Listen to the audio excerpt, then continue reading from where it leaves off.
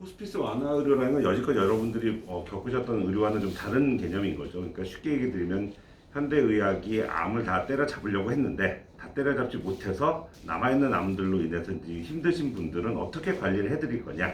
그래서 증상 완화에 초점을 두고서 관리해드리는 그런 파트가 저희 호스피스 완화 의료가 되겠습니다. 여기 오시는 분들이 겪으시는 이제 주된 증상들 이렇게 이제 조사들을 해놨는데요. 사실은 뭐 통증이 없는 분은 여기 입원하실 필요가 없죠. 예, 통증은 다들 있으신 거고 피곤하다, 변비 생겼다, 숨 안 쉬어진다, 울렁거리고 토하시고 또 선망이라고 제가 오늘 강의 드릴 것 중에 가장 중요한 것 중에 하나가 이제 선망이라는 것 뒤에서 말씀드릴 거고요. 지금 불안하거나 우울하지 않은 분도 사실 없죠. 뭐 지금 여기 오셨는데 신나가지고 뭐 이러시는 분 아무도 없기 때문에 이건 누구나 다들 있는 증상이다. 그 중에 이제 첫 번째 말씀드릴 게 이제 통증인데 뭐 암 환자가 경험하는 가장 흔한 증상이라고도 얘기하고 사실 통증이 없으면 여기 입원하시지 않으셔도 집에서 지내셔도 되는 분들이 많은데 문제는 이 암성 통증에 대해서 이거 계속 아프기만 할 게 아니라 어떻게든 안 아프게 해드리는 것이 중요한데 우리는 죄송합니다. 그 암성 통증을 어떻게든 없애드린다. 예. 마약성 진통제를 통해서 없애드린다. 그거 말고도 약 말고도 또 할 수 있는 여러 가지 방법들이 있다라는 거고요. 많이들 인터넷이나 유튜브나 이런 데 가면 맨날 하는 얘기가 저 마약성 진통제 들어가기 시작하면 몸에 인이 배기고 간과 쓸개와 콩팥이 녹아내고 뭐 이런 얘기들 많이들 써있는데 다 거짓말이다. 예. 그리고 제발 뭐 중독이 일어날 수도 있다 뭐 이렇게 돼 있는데 그거 생기려면 뭐 2년 3년은 써야 되는데 지금 그러시지 거의 그럴 가능성이 없는 분한테 이거 무서워서 못 쓰는 건 말이 안 된다. 어떻게든 수단과 방법 가지 말고 환자는 안 아파야 된다. 아무리 말기 암 환자라 그래도 암성 통증으로 인한 고통은 최소화하려고 애써야 된다. 그게 최대로 우리가 중요하게 생각해야 될 가치가 되겠습니다. 필요하다고도 많이 얘기들을 하시는데 기운이 안 난다. 예. 근데 우리가 아무리 좋다는 것들 집어넣어 드려도 링겔에다 뿌려놓고 큰 거 해드려도 이 영양분을 내가 쓰면 좋은데 암덩어리가 더 써버리죠. 그럼 또 암덩어리는 더 힘을 받고 그래서 안 드릴 수는 없고 그냥 적절한 선에서 우리가 조절해야 되는 것 뿐이지 사실은 기운 나게는 못 해드린다. 그렇다 해도 아프지 않을 때 조금 움직이시는 게 좋고 그다음에 식사를 하실 수 있으면 하시는 것이 좋기는 한데 토할 것 같으면 안 하는 게 원칙이다. 변비들도 많이 생깁니다. 왜냐하면 움직이거나 뛰어다녀야지 우리가 변비가 안 생기는데 움직이기가 좀 힘드신 분들이 많고 그 다음에 저희가 드리는 마약성 진통제들이 변비를 좀 유발하기도 합니다. 그래서 맨날 물어보는 게 대변 보셨어요? 물어보는 거고 3일을 못 본 사람은 어떻게든 약을 해서라도 빼주고 예. 더 안 나오시는 분들 관장을 하기도 하고 이런 여러 가지를 하는 이유는 옛날에 제가 학생 때 20세기 때는 진짜 이게 막혀가지고 입으로 똥이 나오는 사람도 있었거든요. 요새는 그렇게 밀어나지 않게 미리미리 저걸 좀 해결을 한다라고 이해하시면 될 거고요. 가끔 그러신 분도 있어요. 맨날 똥 누는 것만 물어보냐고 그러는 분도 있는데 그래도 물어봐야 된다. 그 다음에 호흡곤란들도 많이 호소하십니다. 근데 실제로 우리 몸에 산소가 부족한지 아닌지를 알려면 손가락 끝에다 이렇게 기계 같은 거 대가지고 수치가 나오잖아요. 그래서 90이 넘으면 뭐 괜찮습니다 이런 얘기들 하는 건데 90이 넘는데도 나는 숨이 안 쉬어진다. 숨차다 이런 얘기 하시는 분들 많은데 그분들의 대부분은 불안, 우울증, 긴장, 스트레스 때문이다. 사람이 살다 보면 어떻게 뭐 기침을 하는지 여러 가지 이유로 잠깐 숨이 답답할 수 있는데 그때 갑자기 나 죽는 거 아닌가 이런 생각들이 많이들 드시거든요. 그러니까 그런 것들을 좀 줄여주기 위한 약재들도 필요하면 저희가 씁니다. 울렁거리나 토하시는 분들도 너무 많기 때문에 뭐 원인들은 너무너무 많고요. 가장 쉽게 설명드리면 현대의학의 여러 가지 치료에도 살아남은 그 암덩어리들이 몸을 다 지배해버려서 그래요. 이게 위장이 하루에도 우리가 생으로 굶어도 위액이 2리터가 생기거든요. 걔들이 내려가야 되는데 걔들 내려가는 길을 암덩어리들이 막고 있으니까 거꾸로 올라오죠. 그러니까 굶는데도 왜 토해요 이런 얘기들이 나중엔 좀 나올 수도 있다. 그래서 필요하면은 뭐 아무것도 먹지 말아라, 물만 먹어라, 물도 조금만 삼켜라 이렇게 하다가 그렇게 해서도 잘 안 되면 콧줄 같은 거 끼죠. 콧줄 끼면 또 뭐가 안 좋다 인터넷이나 유튜브에 너무너무 많은데 다 거짓말. 콧줄로 해서 잘못되게 사람을 만들 방법이 없습니다. 그거 만져보시면 알겠지만 너무너무 말랑말랑하고 물론 끼었을 때 사람이 좀 뭐랄까 겉으로 보기가 좀 거시기 하다 내지는 뭐 이게 들어가면 상당히 사람이 좀 뭐랄까 아프거나 이러진 않는데 좀 답답하죠. 답답하고 기분도 울적해질 수 있지만 그럼에도 불구하고 토하는 것보다 그게 훨씬 낫다. 많이들 안 낄래요 하고 늦게 끼고 싶어들 하시거든요. 근데 끼고 나면 다음날 다들 하신 얘기 그동안 왜 이렇게 미련하게 참았나 모르겠네요.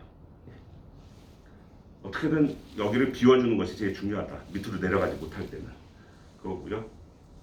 그 그다음에 뭘 이렇게 먹는 거 조금만이라도 더 먹으면 좀 좋지 않을까라고 보호자들 많이들 생각하시는데 그 생각을 제발 좀 버리셨으면 좋겠다. 아까도 계속 말씀드리지만 내가 먹어가지고 소화해서 내 몸이 쓸 수 있는 사람이면 그 누가 먹지 말라고 그러겠어요. 근데 그걸 잘 못하시는 분한테 한 입만 더 한 입만 더 하다 보면 이게 어느 순간 넘어오죠.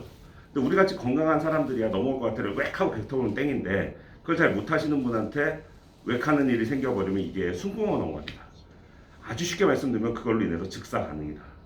예, 제가 제일 싫어하는 게 그래서 떠먹이는 요구르트 거기 있는 건더기가 별거 아닌 것 같은데 그게 숨구멍 막는 분들이 되게 많아요.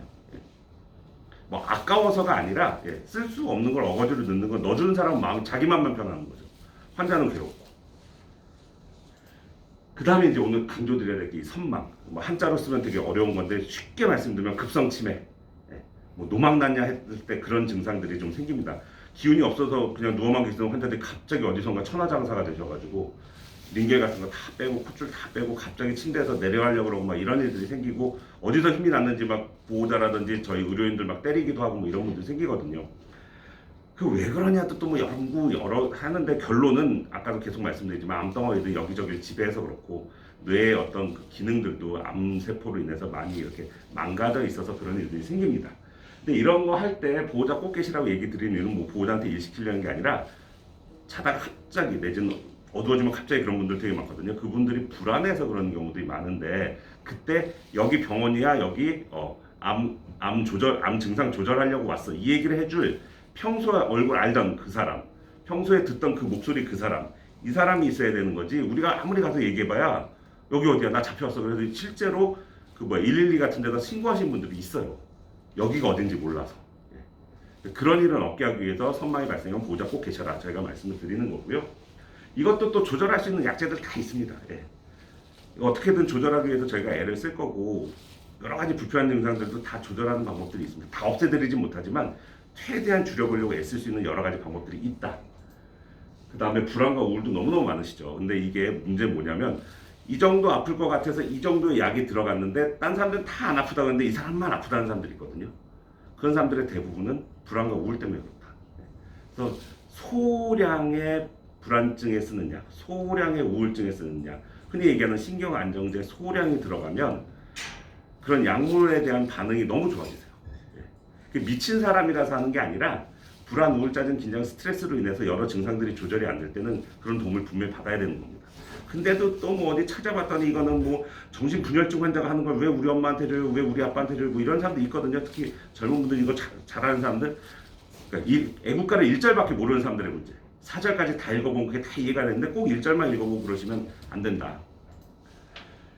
이 암이라는 병을 뭐 이렇게 그래프를 멋지게 그려놓긴 했는데 전체 이제 암 진단받았을 때부터 생각해 보세요. 처음에 진단받으면 하늘이 무너질 것 같지만 전혀 무너지지 않거든요. 그런 대로 사십니다. 그래서 괜찮네 이러다가 무슨 일이 한번 뻥 터져서 되게 놀라시죠. 또 그랬는데 그렇게 터지고 나면 옛날로 다시 돌아가지 않고 그 상태로 지내시다 또 펑 터지고인데 쉽게 얘기해서 계단 내려가는 일이 생기는데 전반기에는 그게 자주 일어나지 않습니다. 근데 후반기에는 자주 일어난다. 심하게 일어난다. 이런 일이 생기기 때문에 여지껏 아마 한 대여섯 번은 되게 놀라셨을 거예요. 되게 놀란 일들이 대여섯 번이 있으셨을 텐데 앞으로 또 대여섯 번이 남았다. 근데 그게 짧은 시간에 오기 때문에 되게들 힘드시다. 미리 알고는 계셔라. 이게 좀 길게 가는 병이기 때문에 또 좋게 얘기하시는 분들은 자기 인생 어떤 정리할 수 있는 기간 내지는 뭐 여러 가지 벌려놨던 일들도 수습할 수 있는 기간을 확보할 수 있는 병이라고 얘기하는 분들도 있고 너무 오랜 기간 동안 괴로운 병이다라고 나쁘게 얘기하는 분들도 있는데 그 뭐 보시는 시각 차이인 것 같습니다. 완화적 진정이라는 게 오늘 아셔야 될 두 번째 거. 두 가지만 기억하시면 되거든요. 첫 번째는 선망, 두 번째는 완화적 진정. 완화 의료에서 하는 진정 요법을 말하는데 아까 말씀드렸지만 여러 가지 불편한 증상을 저희가 해결하려고 다 애를 써서 했는데 그런데도 안 되는 분 분명히 계시거든요. 그러면 환자는 환자대로 괴롭고 보호자는 보호자대로 괴롭고 이걸 어떻게든 최소화하기 위해서 수면하고 마취하고 중간쯤 되는 상태 심하게 흔들면 깰 수 있는 정도까지 환자를 안정을 시키는 상태를 우리가 완화적 진정이라 그러고 저희 마음대로 하지 않고 그때는 보호자한테 설명을 드리고서 동의를 받고 진행을 합니다. 근데 이렇게 미리 설명이라도 한번 드려놔야 그게 뭐예요 하는 게 좀 줄어들지 갑자기 완화적 진정할게요 사인해서 이러면 다들 좀 당황하시거든요. 그러려고 오늘 교육의 목표가 있다. 선망 때문에 좀 많이 놀라실 거다. 조절은 해보겠다. 근데 안 되는 경우에는 완화적 진정이라는 걸 한다. 그때 되면 동의서 받고 진행한다.